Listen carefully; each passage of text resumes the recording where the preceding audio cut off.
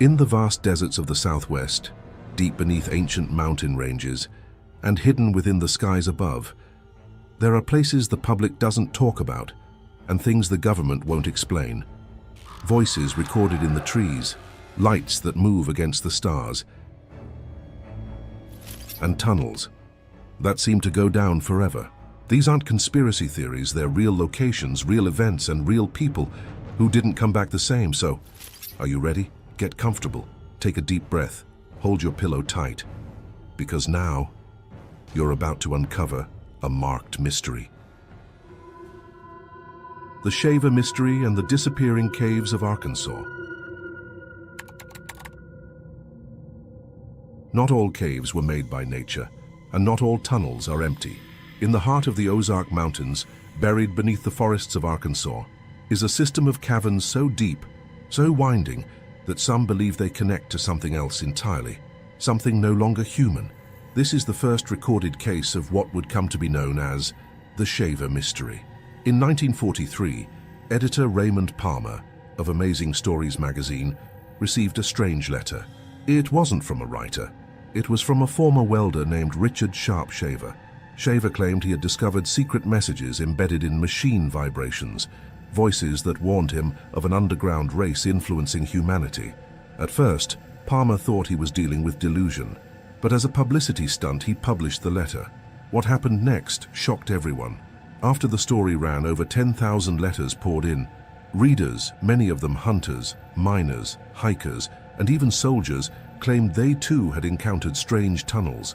The majority mentioned one region, the Ozark Mountains of Arkansas. Reports spoke of caves that changed layout overnight, low mechanical humming from deep inside rock walls, eyeshine where no animals lived, voices heard from behind sealed stone, and passageways that led nowhere, until they did. Arkansas is home to thousands of limestone caves, most undocumented. The Devil's Icebox, Blowing Cave, and Mystic Caverns are just a few with known histories of people getting lost for hours and returning days later, GPS and compasses failing below a certain depth walls that seemed to breathe when touched in 1977. A small group of spelunkers disappeared while exploring an unmarked side chamber near Blowing Cave. Their equipment was found 200 yards inside the entrance, but they were never seen again. No sounds, no signal, no exit. The cave was sealed by local officials weeks later. The incident was never reported in local press. In the following years, Shaver went public with his claim. He believed these underground tunnels were inhabited by two ancient races, the Deros, twisted beings who used machines to manipulate surface mines, the Teros, advanced protectors who tried to stop them. His stories were dismissed as fiction. But here's the thing, Shaver included real locations and cave systems, coordinates that matched actual formations in the Ozarks. Even decades later, spelunkers and researchers noted structural anomalies in the areas he described. Heat signatures under cold rock, metallic readings where no ore was present, and sealed doors in places where no mining had occurred. In 1992, an independent researcher named Harold Phillips published a report titled Echoes in the Ozarks. It compiled 38 cases of missing persons from the area, all hikers or explorers last seen near undocumented cave entrances. Several had recorded audio prior to their trips. One tape contains this final transmission. "It's warm in here. I don't feel the cold anymore. There's something humming deeper down. I swear it's calling my name." The recorder was found 40 feet underground, near an opening too small for the body to have passed through. The voice was never identified. A man dismissed as mad. Caves dismissed as empty. But people still go missing, still hear things, and some still believe something is watching from below. Not far from these same hills, another mountain pulses with silent lights. They rise with no source and vanish before they can be touched.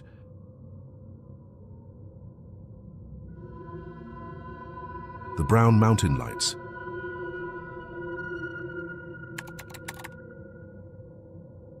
Not all mysteries are hidden. Some appear in plain sight. For over a century, lights have danced above the ridge of Brown Mountain in North Carolina. No wires, no headlights, no explanation, just orbs of glowing light rising from the trees, then vanishing into the stars. And the strangest part? No one, not even the government, can explain them. The earliest recorded sighting of the Brown Mountain Lights dates back to 1913. In a letter published by the Charlotte Observer, locals claim to see lanterns hovering silently above the ridges, weaving in and out of the fog. But when authorities investigated, no people, no torches, no fire, and the ground was undisturbed. By the 1920s, railroad workers, hunters, and fishermen reported the same thing. Lights moving against the wind, rising and splitting, then vanishing. In 1922, the U.S. Geological Survey, USGS, was dispatched to Brown Mountain to investigate. Their conclusion? Headlights from distant trains and cars, case closed. But then, the lights reappeared during a railway strike. No trains, no cars, so the USGS returned. They installed light sensors, timed recordings, but the data was inconclusive. The lights would appear, then not register on instruments. Sometimes seen by the naked eye, but not by the cameras. The lights aren't just orbs.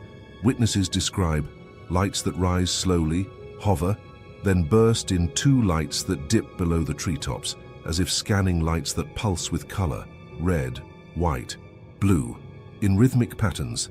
One 1986 report describes a light following a group of hikers for over half a mile.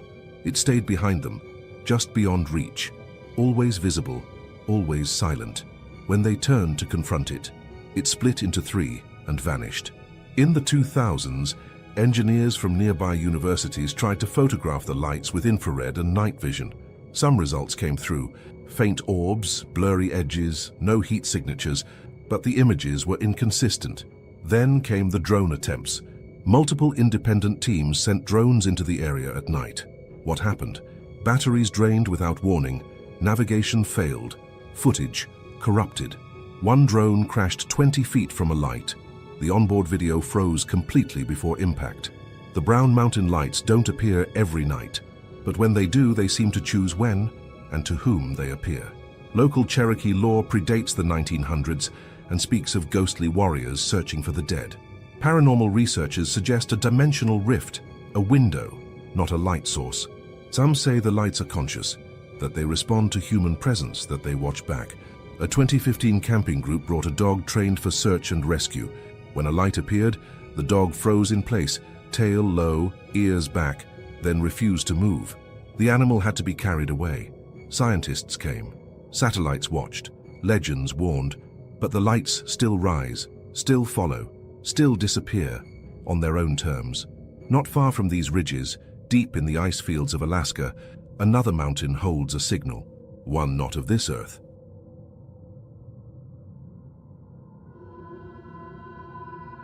Mount Hayes, Alaska's hidden signal.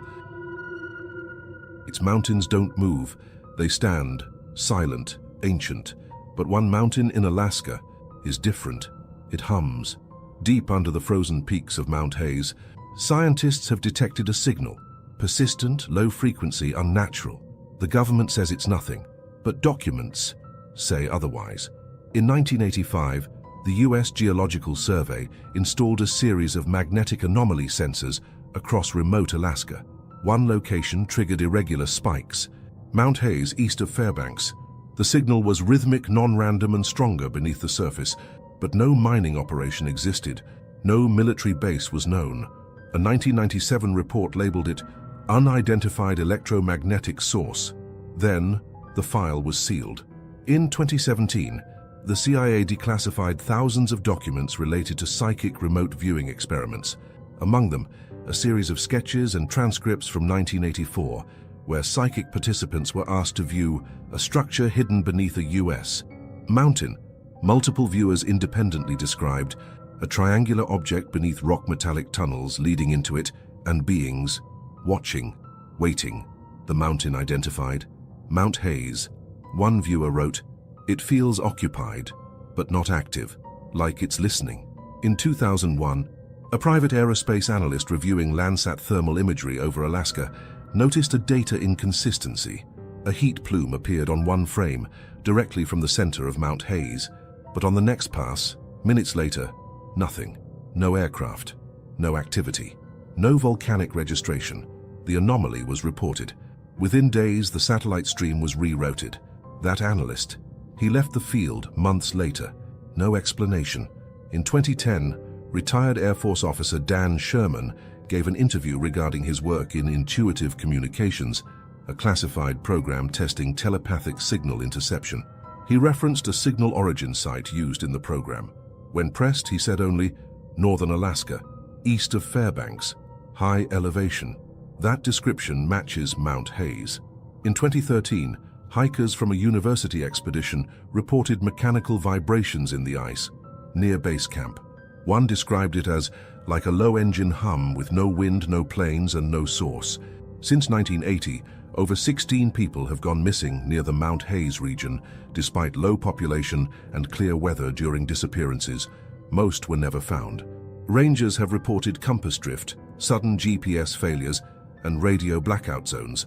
A declassified 1995 NORAD memo, heavily redacted, includes the phrase, "persistent anomaly west of Tok, not attributed to domestic signal. Ignore unless matched with optical phenomena." What's an optical phenomenon? Optical, a light, a shimmer, a ship, no one ever clarified, a mountain that hums, a structure seen by minds, not machines, and signals that say nothing but refuse to stop.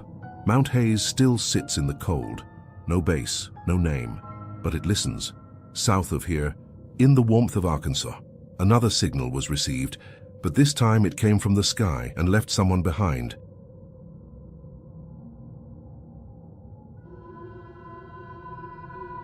The Devil's Den incident. Some lights follow you, some take you, and some never let go. In 1977, two men went camping in Devil's Den State Park, Arkansas. They expected quiet. What they got was 4 hours of missing time and a lifetime of shadows. This is the story of Terry Lovelace and one of the most disturbing alien abduction cases ever recorded. Terry Lovelace was an Air Force medic stationed at Whiteman Air Force Base, Missouri. In June of 1977, he and a friend, Toby, planned a weekend camping trip to Devil's Den, a remote park in Arkansas. They didn't check in with the park. They went off trail. They wanted seclusion. What they got was silence. Too much silence. The forest had no birds, no insects. The air felt static, but they brushed it off until nightfall. As darkness fell, they sat near their tent. That's when the first light appeared in the sky. Bright, silent, triangular. It moved unnaturally, not drifting, not flying, gliding. Soon it was above them, a black triangle, the size of a city block covered in lights. Terry tried to move. His body wouldn't respond. Then, darkness. Hours later, they woke up inside the tent. The fire was out.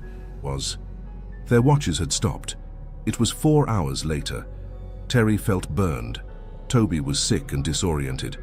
Their cameras were destroyed, batteries drained, but their bodies showed signs of something worse. Terry had needle-like punctures behind his knee. His gums were bleeding. Toby later developed radiation-like symptoms. Years later, in 2012, Terry underwent regression hypnosis after recurring nightmares of 3 small figures with large heads. Under hypnosis, he described a bright, sterile room, being laid on a table, tall beings with black eyes communicating without speaking. He was examined not medically, but more like an experiment. And then one phrase, they said, "We are watching you, we always have." Terry requested his military medical file through FOIA, Freedom of Information Act. Pages were missing. One file was stamped, redacted, classified. When he pressed further, he received a warning. You should stop asking questions about Devil's Den. But he didn't. In 2018, he published Incident at Devil's Den, documenting his entire experience. Since then, he's been contacted by dozens of others, hikers, campers, even ex-military, with nearly identical stories in the same region. A light in the trees, a missing memory, a message without sound. Terry was just one of many, and some believe they never truly came back. Far to the west, in the snowy peaks of California, another sound was recorded. But this time, it wasn't human at all.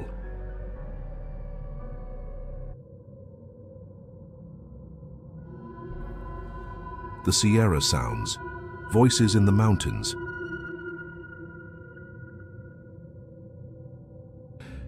You can explain a shadow, you can dismiss a light. But what if you hear something? In the early 1970s, a group of hunters built a shelter deep in the Sierra Nevada mountains, far from roads, far from people. And they came back each year, until one night, the forest spoke back. What they recorded would become one of the most studied and unexplained audio anomalies in history. In 1971, Ron Moorhead and a group of friends set up a seasonal hunting camp in a remote area known only to them. The camp was nearly 8 miles from the nearest road, surrounded by steep terrain, dense pines, and no cell signal. One evening, as they sat by the fire, they heard movement in the woods. Not random, deliberate, slow, watching. Then, the sound. A deep, guttural growl, followed by what they described as rapid-fire chatter, language-like, but nothing they recognized. The men returned the next day with a tape recorder. For 3 consecutive seasons, they captured hours of audio, chatter, grunts, whistles, rhythmic speech with complex intonation. The voices didn't resemble apes. They didn't resemble humans, and yet they communicated. You can still hear them today. These tapes are now known as the Sierra Sounds. In the late 1970s, the tapes were studied by Dr. R. Lynn Curlin, professor of electrical engineering, Scott Nelson, cryptolinguist and former Navy translator. Their findings: vocalizations not human, frequency range outside human norms. Sounds were not looped or artificial, intonation followed language structure. Scott Nelson stated, "This is a language, a complex, intelligent language, and whoever or whatever is speaking has cognitive intention." The vocal cords would need to be longer, thicker and stronger than any humans. The men also described large silhouettes moving just beyond the trees, eyeshine at 8 to 9 feet above ground, rocks thrown toward the camp but never hitting, and at times a feeling of telepathic presence, thoughts that weren't theirs. No tracks were found. No fur, just the sound and the presence. Ron Moorhead later said, "It was like they wanted us to hear them, but not see them." In 1976, the sounds stopped. The voices never returned, but researchers even now travel to the region with hope of hearing them again. No one has ever replicated the recordings. No animal matches the patterns, and the location. Ron Moorhead never revealed it to this day. His reason: "I don't think they're from here, and I don't think they want to be found."